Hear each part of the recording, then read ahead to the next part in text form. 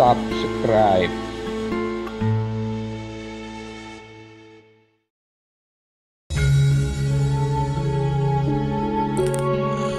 Perigi Watu 23 Januari 1830.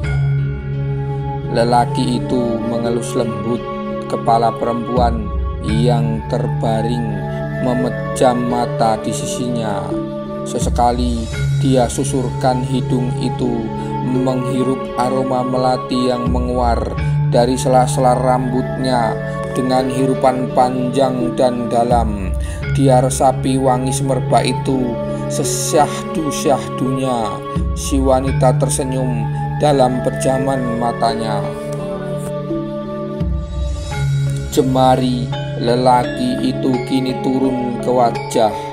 Telunjuknya membuat gerakan berputar pelan untuk mengacau keteraturan alis pasangannya yang tebal dan indah. Dia tertawa kecil ketika dengan cepatnya barisan bulu halus itu kembali ke bentuknya semula. Dikecupnya pelan kedua mata perempuan itu bergantian.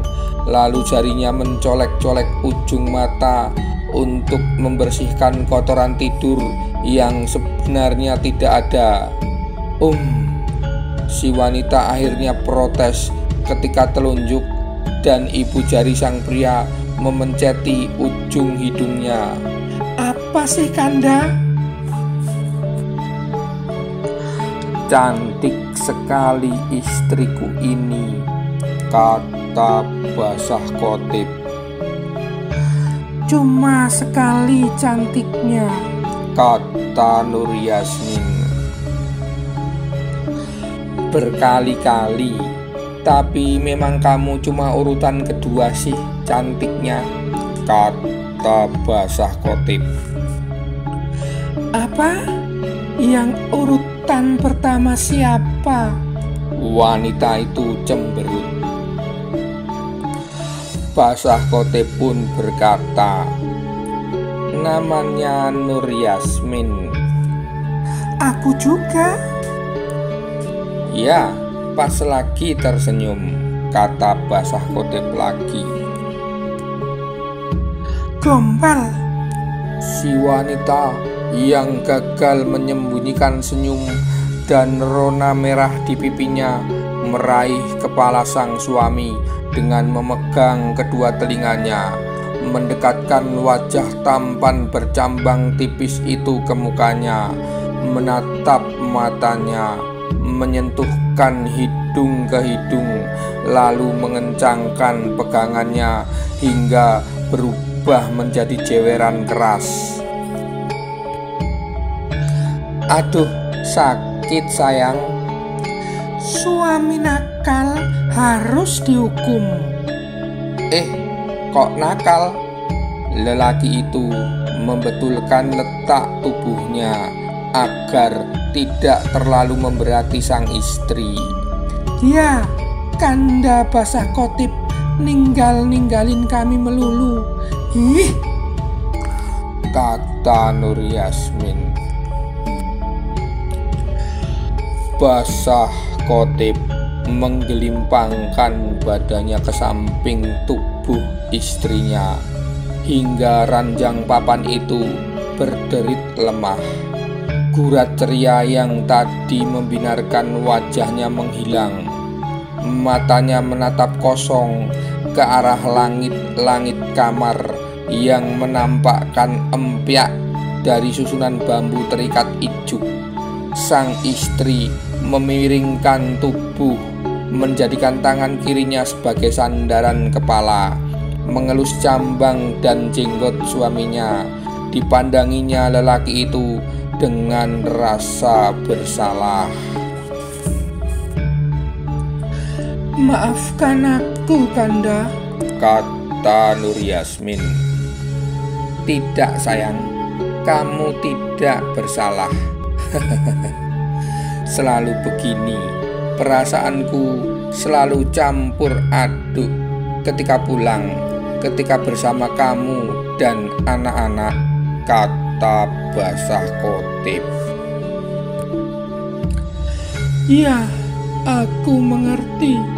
Harusnya aku tidak perlu mengatakan soal itu tadi.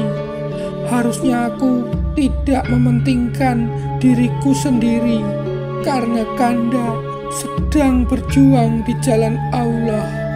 Harusnya cukup bagiku untuk mensyukuri apapun waktu yang bisa Kanda sisihkan untuk kami. Harusnya aku... Ketika tangis Nur Yasmin pecah, Basah Khatib dengan segera meraih dan meletakkan kepala istrinya itu di dadanya. Dielus-elusnya lagi rambut hitam semi pirang yang sedikit mengombak itu. Disisirnya dengan jari jemari yang dia renggangkan. Sembari menghela napas, ditatapnya wajah tergugu yang berusaha disembunyikan oleh istrinya dengan dibenam-benamkan kerengkuhannya itu. Air mata Nur Yasmin terasa hangat membasahi bulu-bulu lembut di dada Basah Khatib. Basah Khatib mencoba menata degup jantungnya agar irama alami itu berangsur menenangkan istrinya.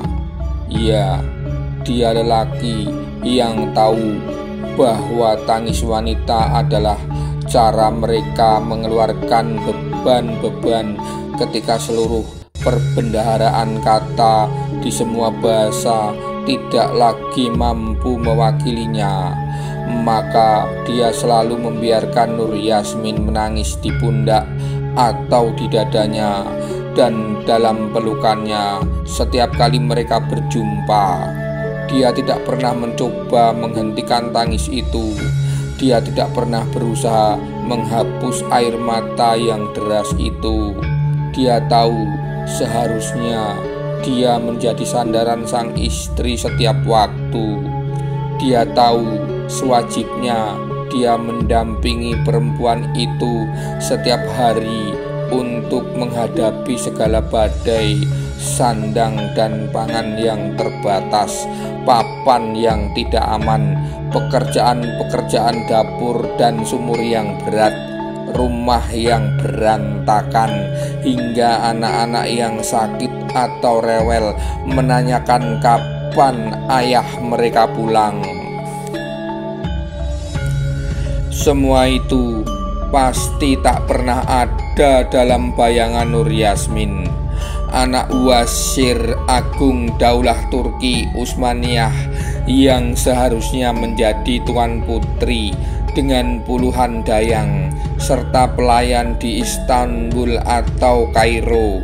Tapi inilah istrinya terdampar nun di pedalaman pulau yang sedang bergolak perang ribuan mil dari tanah kelahirannya. Basah Khatib masih sulit memaafkan dirinya karena telah menyeret gadis ini ke jurang kesulitan yang kini dia rasakan. Ya, gadis ini dan juga kakaknya Sinur Kandam. Maka betapa ringan seharusnya baginya kalau hanya untuk menyabarkan diri menyimak tangis yang tersedan itu. Ya, dia akan selalu membiarkan istrinya mencari rasa aman dari suara teratur detak jantungnya, dari belayan lembut di rambutnya, dari sandaran ke pundak kukuhnya, dan dari rengkuhan lengan berototnya. Bagi Nur Yasmin, sebenarnya ada banyak kata yang ingin dia ucapkan. Ada berlapis-lapis kisah yang hendak dia ceritakan, dan ada setumpuk keluh yang mau dia tumpahkan. Tapi sepanjang apa kalimat yang dia butuhkan, sementara dia tahu tak banyak waktu yang dia punya bersama lelaki yang dia cintai itu. Maka dikala tangisnya mereda, dia hanya akan meminta izin berbaring di pangkuan suaminya hingga matanya bertemu mata, meski dalam sudut yang bersilang saja. Lalu seperti biasa, Basah Khatib akan menempelkan dahinya ke dahi istrinya sambil memejamkan mata, begitu berlama-lama. Konon lelaki tidak akan bertahan lebih dari 5 detik untuk menyeksamai mata perempuan. Begitu saling tatap dengan lawan jenis, umumnya pria akan segera terisap dan hanyut ke dalam khayali yang mengosongkan penglihatan. Nur Yasmin merasa Basah Khatib juga tidak dikaruniai keistimewaan untuk berlama-lama bersitatap dengannya. Suaminya itu lebih suka saling menempelkan dahi sambil memejamkan mata tanpa berbicara. Seakan dengan begitu, pandangan justru bisa saling merasuk dan menjelajahi jiwa hingga keduanya menemukan jawaban atas segala tanya. Dan senyum itu, ah iya, kata Yunda Fatmasari, kalau senyum Kanda Basah Nurkandam itu seperti petir menyambar dan membuat hati ikut berpijar. Kemudian serasa ada bagian yang meleleh seirama debar. Untung kakaknya itu tak terlalu banyak menebar senyum. Sebaliknya, masih kata Yunda Siti Fatmasari, senyum Kanda Basah Khatib seperti tegukan Konstantin wine merah kesukaan ayahnya, Patih Danurejo. Konon itu anggur yang ringan tapi menggigit, hangat tapi membuat menggigil, dan manisnya bukan menyembuhkan haus, melainkan terus membuat peminumnya tertagih. Dan inilah yang dialami sekarang. Menatap Basah Khatib yang sedang memandanginya sambil tersenyum, dia kian merasa ingin begitu saja selamanya, selama-lamanya. Kapan Nur Yasmin pertama kali jatuh cinta kepada lelaki ini? Sukar sekali menjawab pertanyaan itu. Katanya, cinta seorang lelaki seperti matahari. Semua orang tahu kapan ia terbit dan kapan waktunya terbenam. Bahkan banyak yang akan menyadari pula ketika takdir gerhana menggelapkannya. Tapi cinta seorang perempuan seperti kuku-kuku jari. Ia tumbuh perlahan tapi pasti. Meski dipotong berulang kali, kuku yang sudah ada sejak janin tumbuh dalam rahim. Tapi kesadaran untuk merawat dan mempercantiknya hadir seiring meremajanya usia. Karena itulah Nur Yasmin lebih ingat saat mereka berjumpa daripada kapan hadirnya cinta. Ingatan Nur Yasmin menerawang kembali ke masa lalu. Dia ingat beberapa hari setelah tiba di Istanbul dari Kairo, sekira 9 tahun lalu, terjadi sebuah insiden di suatu hammam di Istanbul. Itu adalah juga hari ketika bekas guru sekaligus pengasuh yang sangat Nur Kandam dan Nur Yasmin cintai, Haji Halil Effendi, dimakamkan setelah wafat dalam penyiksaan di penjara Sultan Mahmud II. Sebagai Syekhul Islam Daulah Utsmaniyah, Haji Khalil Effendi telah mengeluarkan fatwa bolehnya menghukum massal penduduk berdarah Yunani di Istanbul ketika sang sultan tertekan berat karena rongrongan pemberontakan Yunanistan di semenanjung Ionia. Hari itulah yang dikenang Nur Yasmin sebagai perjumpaan pertamanya dengan Khatib Pasha sebagai seorang gadis yang beranjak dewasa. Bahwa di masa kanak-kanak sesekali dia melihat Khatib Pasha di istana ayahnya, atau pemuda itu mengunjunginya dia dan kakaknya di Kairo. Ya, tapi bagi Nur Yasmin itu bukan sebuah pertemuan. Mungkin itu hanya garis persilangan perjalanan hidup keduanya yang belum punya arti. Hari itu sebenarnya Nur Yasmin ingin langsung melabrak Nur Kandam begitu kakaknya itu muncul, karena telah meninggalkannya di penginapan dengan penuh ketidakjelasan selama berhari-hari. Murad dan Orhan memang beberapa kali menjenguk dan memastikan segala sesuatu baik-baik saja, atau sekedar mengantar panganan kecil dan buku bacaan agar dia tidak bosan. Tapi Nur Kandam betul-betul keterlaluan. Tak sekalipun dia menampakkan batang hidung beberapa hari itu. Dan jika penyebabnya adalah Khatib Pasha, maka bagi Nur Yasmin dia juga layak didamprat habis-habisan.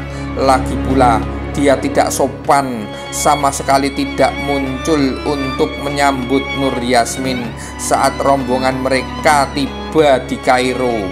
Lelaki menyebalkan, kutu buku aneh, pikir Nur Yasmin.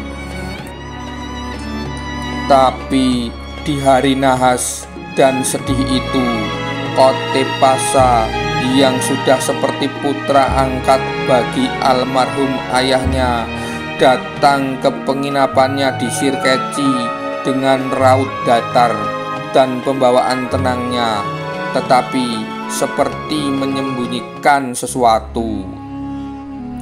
Bersamanya Orhan dan Murad membawa Nur Kandam Pasha yang dalam keadaan pingsan dan pucat.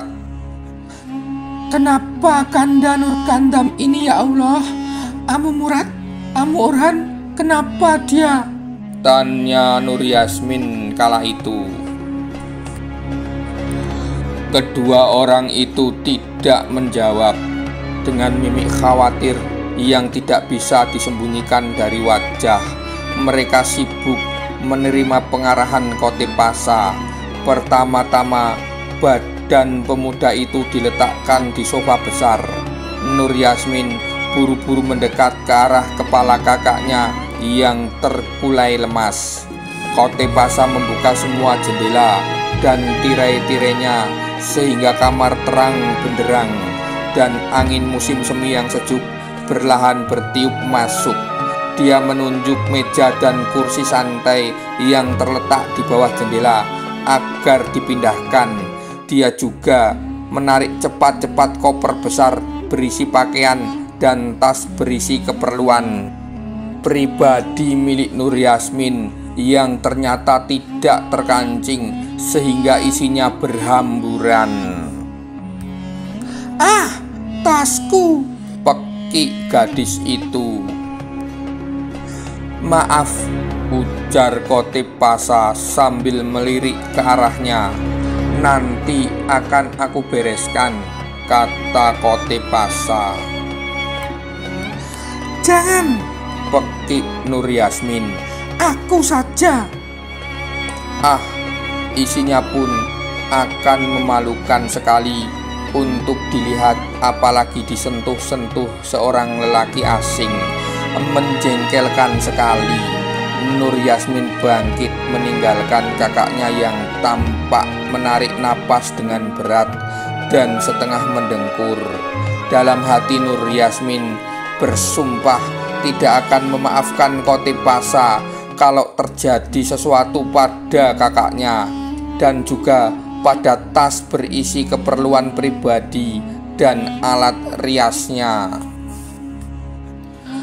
Ketika Nur Yasmin memunguti barang-barangnya dengan menahan rasa malu dan kesal tak terkira, Kotipasa bersama Murad dan Orhan mengangkat ranjang besar yang ada di tengah kamar ke dekat jendela. Dengan cekatan juga ketiganya membopong tubuh Nur Kandam dan membaringkannya sedekat mungkin dengan jendela. Murad, kata Kotipasa. Iya Pasa, jawab Murad. Berjagalah di ruang penerimaan tamu penginapan dan sesekali perhatikan keadaan di luar. Kalau ada yang mencurigakan, Orhan tetap di sini bersama Nona Nur Yasmin dan pastikan Nur Kandam Pasa bisa terus menghirup udara segar. Jika kalau sudah siuman, beri dia minum air putih sebanyak-banyaknya. Aku akan segera mencari dokter untuk memeriksa keadaannya, kata Kotipasa. Tapi luka Anda? Tanya Murad. Maktub, lirih Kotipasa seakan baru menyadari sesuatu. Dia meraba pinggang kanannya, dan semua yang ada di ruangan itu juga baru memperhatikan sekarang bahwa pada baju dan seluar Kotipasa yang berwarna hitam ada noda luas berwarna lebih pekat menggalur ke bawah seperti rembesan. Nun di ujung bawah seluar ada kumpulan cairan membentuk bulatan kecil menunggu terkumpul lebih banyak, dan akhirnya gumpalannya jatuh menetes menyusul yang lain hingga memerahkan kaos kaki putih dan sepatu kulit sang kotip. Ya Allah, Nur Yasmin memekik kecil dan menutupkan tangan ke mulutnya. Tepat pada saat itu pula rupanya tubuh Kotipasa limbung dan pemuda itu pun rubuh berdebam ke lantai tak sadarkan diri. celaka, seru Orhan sambil menghampiri tubuh Kotipasa. Dia kehilangan banyak darah. Padahal aku tadi sudah membebat lukanya sekencang mungkin, sahut Murad yang turut mendekat. Aduh, bagaimana ini kamu berdua? Segera angkat dia ke samping Kanda Nur Kandam. Nur Yasmin panik. Dan salah satu dari kalian harus segera mencari dokter. Nona, kata Orhan ragu-ragu. Ya Amu, jawab Nur Yasmin. Bisakah kami minta tolong disiapkan air dingin untuk mengompres mereka agar mereka segera sadar, dan juga air panas untuk membersihkan luka Tuan Kotip.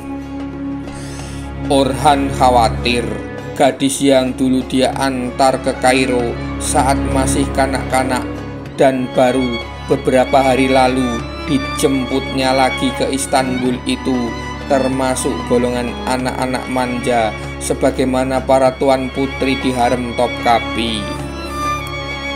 Ah, iya, tentu bisa. Nur Yasmin masih kebingungan akan apa yang terjadi.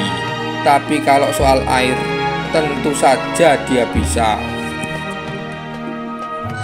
Dan Murad, lanjut Orhan, selain bawa dokter sesegera mungkin kemari, carilah serbuk kopi yang tinggi kadar kafein dan kuat aromanya. kita akan menyeduhnya di sini. Itu akan sangat membantu Nur Kandam Pasa memulihkan diri dari keracunan gas lemas ini setelah siuman nanti. Baik, aku akan kembali sesegera mungkin. Murad melangkah keluar dan menutup pintu kamar. Nur Yasmin masih terbengong beberapa saat sampai dia mendengar leguh kecil kakaknya yang tiba-tiba memiringkan kepala ke arah jendela. Detik berikutnya dia bergegas melakukan apa yang diminta Orhan. Sementara pria itu rupanya sedang sibuk membuka kembali perban luka di pinggang Kotipasa. Beberapa jam setelah dokter datang dan memastikan Nur Kandam ditangani dengan perawatan yang tepat, Murad dan Orhan memohon pamit kepada Nur Yasmin untuk meneruskan penyelidikan siapa sebenarnya di balik penyerangan terhadap Nur Kandam dan Kotipasa di Hammam.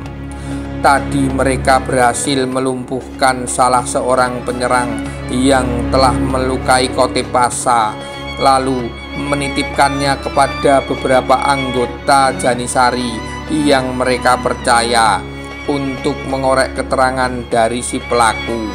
Adapun Kotipasa, pendarahannya perlu perawatan lebih hati-hati, sehingga dokter memaksa membawanya ke rumah sakit di Kompleks Sulaimaniyah.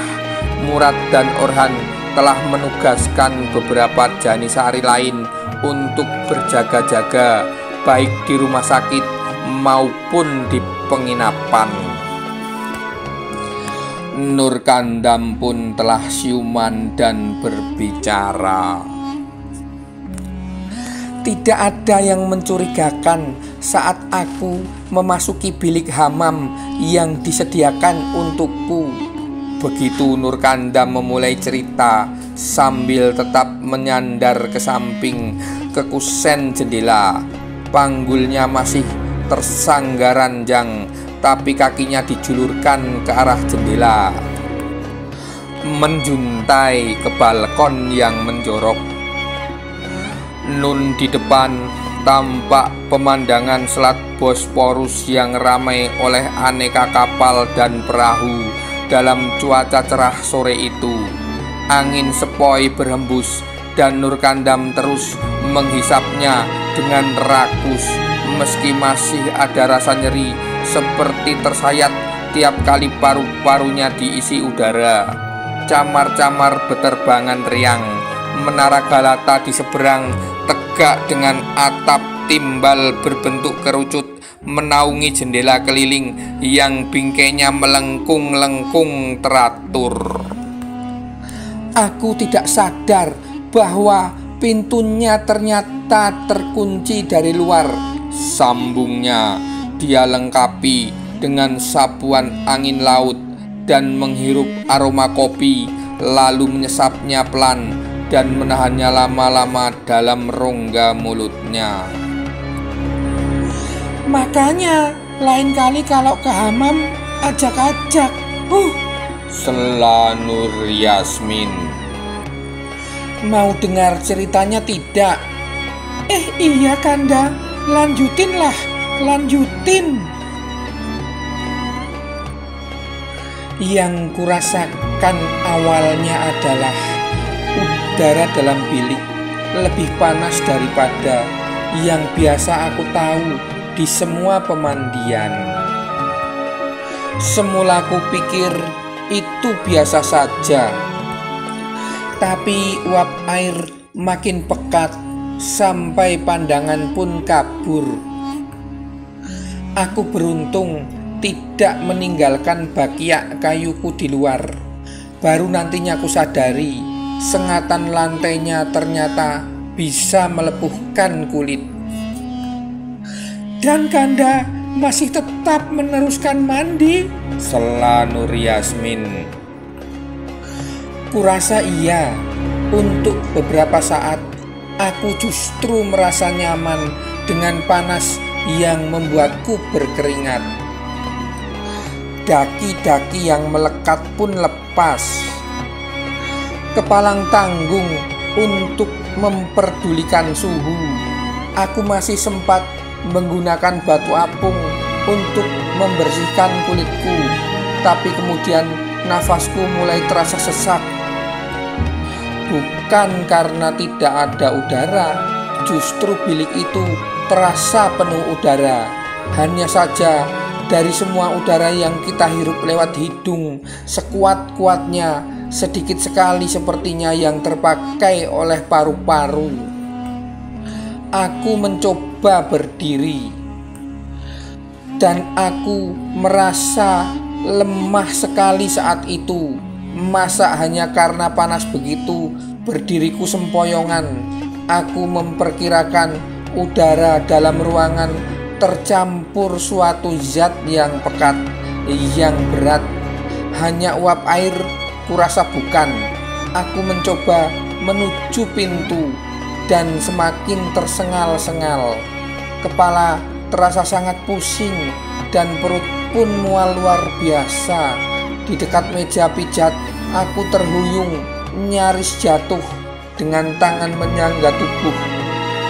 Tapi ku batalkan karena nyaris melepuh. Seram sekali, Kanda, kata Nur Yasmin. Setiap yang menyakitkan akan jadi terasa biasa saat kita berhadapan dengan yang lebih menyakitkan. Panas itu jadi terasa tidak wajar ketika napasku kian tercekik.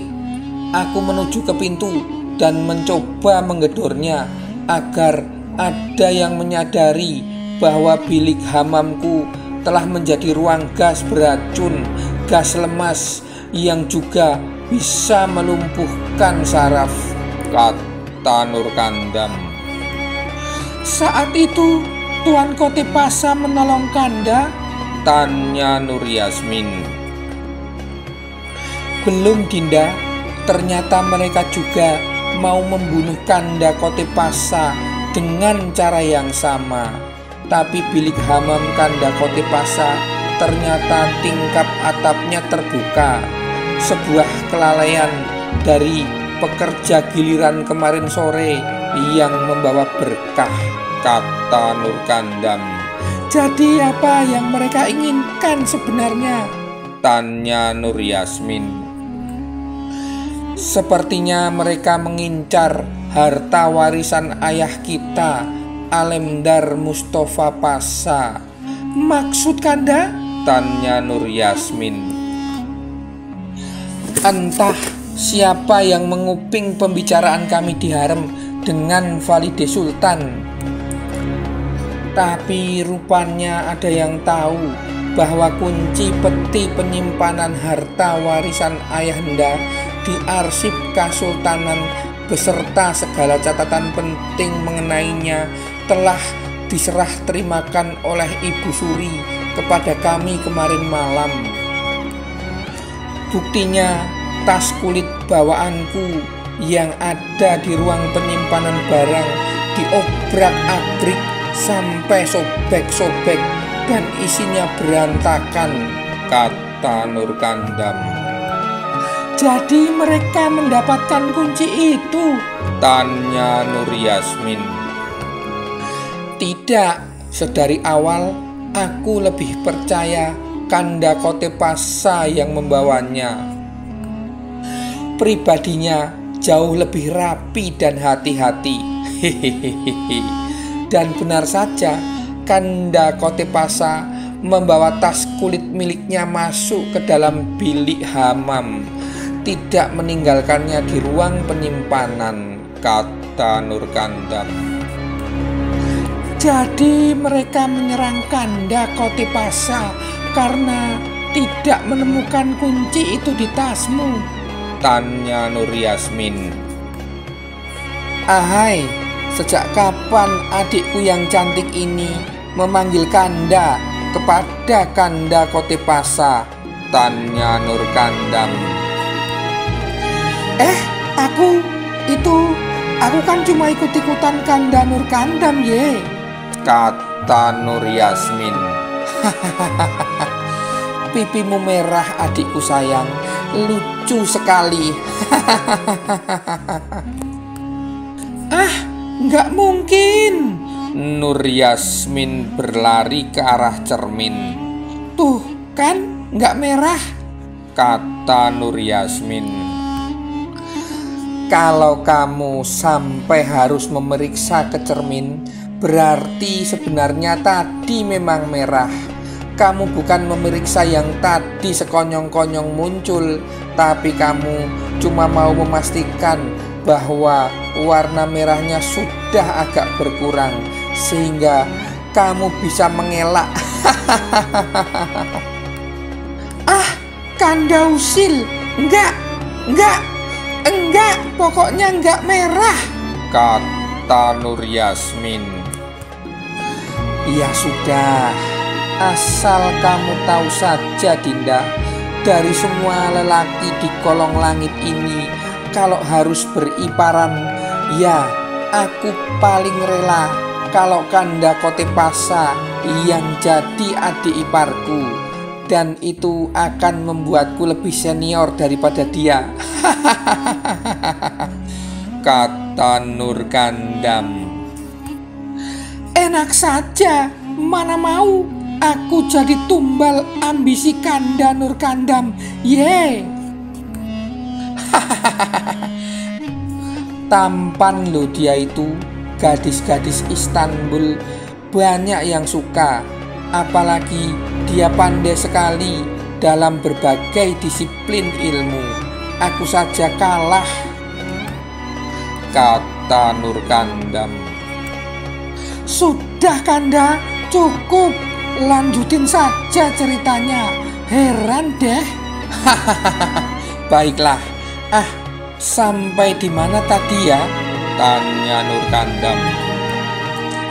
Kenapa mereka menyerang Tuan T.U.A.N, Tuan Kotepasa? Tanya Nur Yasmin. Iya, jadi mereka gagal meracuni bilik hamamnya karena bilik itu terbuka di tingkap atapnya, kata Nur Kandam. Untung tidak ada yang mengintip, kata Nur Yasmin. Nah kan, mulai nakal adikku ini. Sini kujitak, kata Nur Kandam. Siap dijitak. Lah tadi kan katanya dia punya banyak penggemar di Istanbul. Sebal deh. Tuh kan, sebal kan kalau dia punya banyak penggemar. Kata Nur Kandam. Apaan Kanda? Lanjutin saja ceritanya, Gih. Nur Yasmin membalas citakan kakaknya dengan sebuah cubitan di pinggang yang membuat Nur Kandam mengaduh tapi sambil tertawa. Para penyerang lalu menyadari bahwa kemungkinan besar kunci simpanan harta ayah dibawa oleh Kanda Kotepasa. Maka mereka pun menggedor-gedor pintu biliknya sehingga dia pun membukanya. Tapi seperti biasa, Kotepasa jauh lebih siap dari siapapun menghadapi berbagai kemungkinan. Maka ketika para penyerangnya masuk, dia siram wajah mereka dengan air panas. Ketika mereka masih panik kesakitan, dia pukul kepala mereka dengan gayung logam. Salah seorang di antara mereka langsung pingsan. Dua yang lain masih menyerangnya dengan belati, hingga salah satu berhasil melukai pinggangnya. Syukurlah tak lama kemudian Amu Orhan dan Amu Murad datang membantu Kanda Kotepasa. Meski dua orang itu akhirnya berhasil melarikan diri, yang pingsan itulah yang berhasil ditahan. kata Nurkandam. Kira-kira siapa yang menyuruh mereka ya Kanda? Tanya Nur Yasmin. Entahlah, bagaimanapun selama hidupnya pasti banyak juga yang tidak suka pada ayahanda. Dan kini siapa yang tidak tergiur untuk mengambil alih kekayaannya begitu mendengar aku tiba di Istanbul untuk menerima hakku sebagai pewarisnya, kata Nurkandam. Lalu Tuan Kotepasa dan Amu Aga menyelamatkan Kanda di bilik hamam, tanya Nur Yasmin. Iya, Kanda Kotepasa langsung menyadari kalau dia pun diserang berarti aku pun dalam bahaya. Maka mereka menuju ke bilik hamamku. Mereka menemukan si penjaga hamam, seorang sida-sida Sirkasia Paruhbaya yang terikat disumpal mulutnya di sebuah sudut kelokan ke arah bilik hamamku. Ketika mereka berhasil membuka paksa pintu bilikku yang ternyata dirantai dengan gembok yang entah di mana kuncinya, mereka menemukanku sudah dalam keadaan tidak sadarkan diri, kata Nurkandam. Telanjang? Kata Nur Yasmin. Nakal lagi kamu Dinda. Aduh, mana pernah aku mandi telanjang selalu pakai basahan dong. Jitak lagi kata Nurkandam. Aduh, kata Nur Yasmin. Obrolan dan canda kakak beradik itu terhenti ketika pintu mereka diketuk samar. Siapa? Tanya Nur Yasmin yang bergegas merapikan kain kerudung dan mengenakan cadarnya. Murad Aga di sini Nona, kata Murad. Sebentar. Nur Yasmin melangkah ke pintu dan membukanya hanya sedikit untuk mengintip keluar. Benar, ada wajah Murad Aga yang berkeringat dengan mimik khawatir di sana. Ada apamu? Tanya Nur Yasmin. Penyerang kedua Pasa yang berhasil kita tangkap ternyata malah mati bunuh diri. Kami belum mendapatkan keterangan apapun darinya. Saya sudah menemui Kotepasa dan dia berkesimpulan bahwa penginapan ini dan bahkan Istanbul seluruhnya sudah tidak lagi aman untuk kita semua. Dia sudah meminta Orhan menyiapkan sebuah tempat baru untuk Nona dan Nurkandam Pasarehat memulihkan diri. Dan segera setelah segala urusan di arsip Kesultanan beres, kita semua akan meninggalkan kota ini. Kemana? Tanya Nur Yasmin. Nona, tolong jangan banyak tanya dulu. Waktu kita sempit, kata Murad. Dasar Amu. Kanda Nurkandam sudah lumayan membaik. Insya Allah bisa diajak pindah. Tapi bagaimana dengan luka Tuan Kotip? Nur Yasmin mulai kesulitan menyembunyikan kekhawatirannya tentang bekas sekretaris ayahnya itu. Nona tenanglah, Tuan Kotip juga sudah membaik. Mohon bersiap dan mengemasi barang bersama Nurkandam Pasa. Sebuah kereta akan menjemput kita dalam 1 jam dari sekarang. Oh ya Nona, terima ini dan kemasi sekalian dengan barang-barang Nona yang lain. Apa ini Amu? Tanya Nur Yasmin. Dari Tuan Kotip, dia minta maaf sudah membuat berantakan barang-barang Nona kemarin. Ini setahu saya bahan-bahan rias untuk wanita yang terbaik yang bisa diperoleh di Istanbul. Ada air mawar dan minyak mawar dari Isparta, ada krim pelembab berbahan minyak zaitun dari Nablus, ada harum-haruman dari melati Damaskus, ada henna hias dari Mesir, ada sabun beraroma kayu manis dan minyak cengkih untuk kebugaran dari kepulauan timur jauh.